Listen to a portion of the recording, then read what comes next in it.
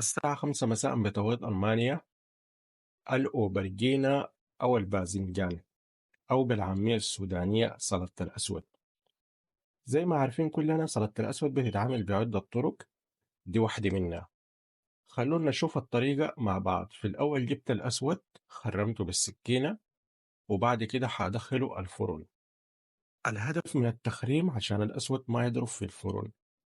فتحت الفرن في أعلى درجة في حرارة فوق وتحت، حاسبه لمدة 35 دقيقة ل 40 دقيقة.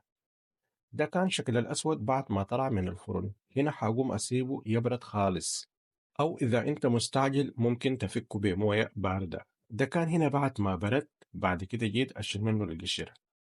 طبعا يا جماعة الأسود حينزل موية بعد ما يبرد هنا.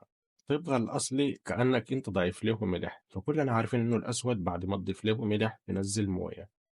فكان دي الموية النازلة من الأسود. في الوصفة دي لازم تقوم تعصر الأسود لأنه الموية داخله كلها تطلع.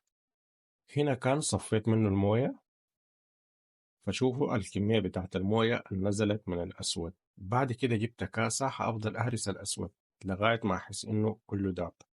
البهارات عندي توم بودرة، ملح وكزبرة وبابريكا وقرفة.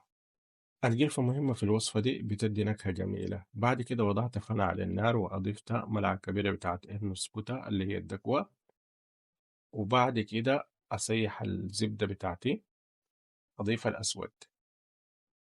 بعد ما ضفت الأسود حافضل أقلب فيه شوية لغاية ما يستوي غليلا. وبعد كده أضيف عليه الصلصة، فكانت ما يعادل ملعقتين. بعد كده أضيف كل البهارات مع بعض. وأخيرا هنا أضفت الفلفل. أفضل أحرك فيها لغاية ما أتأكد استوت تمام. بعد كده أطفي النار. آخر حاجة أضيف ليمونة. وخلونا نشوف الشكل النهائي مع بعض كيف. فكان ده الشكل النهائي، وهنا أقول لكم يلا تشاو بالله.